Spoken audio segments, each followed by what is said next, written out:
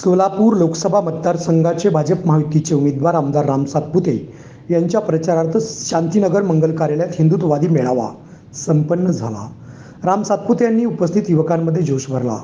हिंदुत्ववादी विषयावर त्यांनी बोलताना पंतप्रधान नरेंद्र मोदी यांना हरवण्यासाठी व मशीद पाडून राम मंदिर बांधले, या सोडापोटी आता मशिदीतून फतवे काढले जात आहेत, अशी त्याची चौकशी झाली पाहिजे अशी माझी मागणी असून मी स्वतः भारत निवडणूक आयोगाकडे तक्रार करणार असल्याचं सांगत संविधान बदलण्याची भाषा करत काँग्रेस मते मागत आहेत. परंतु भारतरत्न डॉक्टर बाबासाहेब आंबेडकर यांनी लिहिलेली घटना कोणाच्या बापालाही बदलता येणार नाही.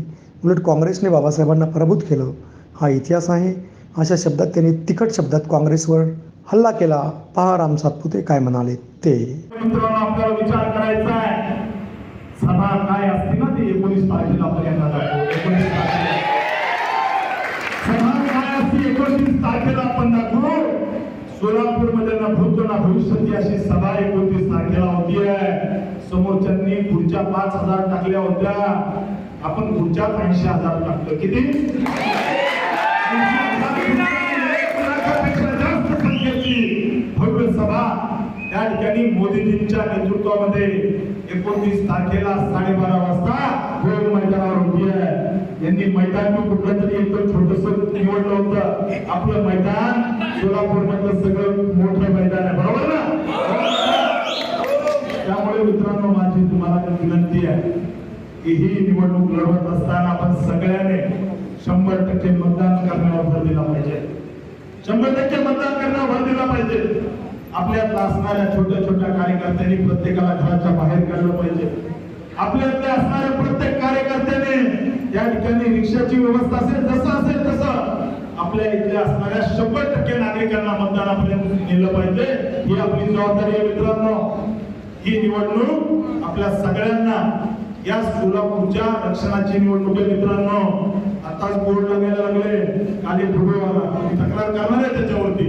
काल एक व्हिडिओ आला, आपल्या एरियाचे नाव टाकले होते, आपले कसबा पेठ, आपले अजून थोडं सोलापूर. 20 साल के बाद इसका नाम ये होगा, औरंगजेब रोड, असे नाव टाकले. बोले 20 साल इनको रहने दो, इनके बंगले उनमें रहने दो. जैसे कश्मीर में इनको भगाया, ऐसे यहाँ से इनको भगाएंगे. अशा पद्धतीच्या वंदना केल्या जातात मित्रांनो. आपल्याला विचार करावा लागेल. ही निवडणूक एकट्या राम सातपुतेची नाही आहे.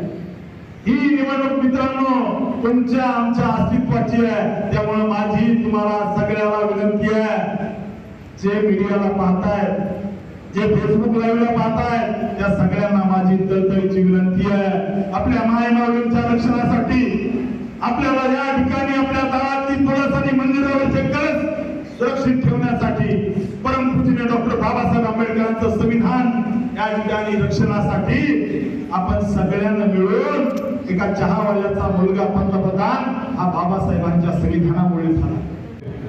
जो आप ही के बीच में से निकलकर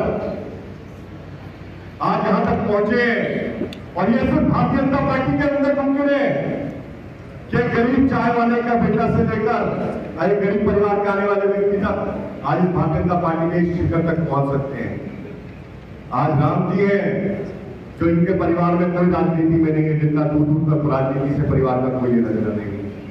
लेकिन यहाँ पर जो प्रत्याशी है राम जी के, आपको पता है अगर वो परिवारवाद का, चाहे ऊपर गांधी परिवार हो, चाहे यहाँ आपके क्षेत्र में सोलापुर के अंदर हो, चाहे कश्मीर के अंदर मुफ्ती परिवार हो, चाहे अब्दुल्ला परिवार हो, चाहे आपने देखा उत्तर प्रदेश के अंदर चाहे यादव जी का परिवार हो, चाहे बिहार के अंदर हो.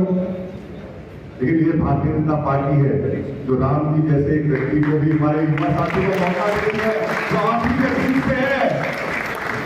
इसलिए जिस प्रकार से प्रधानमंत्री जी लगातार बिना छुट्टी लिए, एक दिन की भी छुट्टी लिए बिना इस भारत माता की सेवा करने में लगे हुए, किस तरीके से देश आगे बढ़े, भारत माता परम वैभव पर पहुंचे.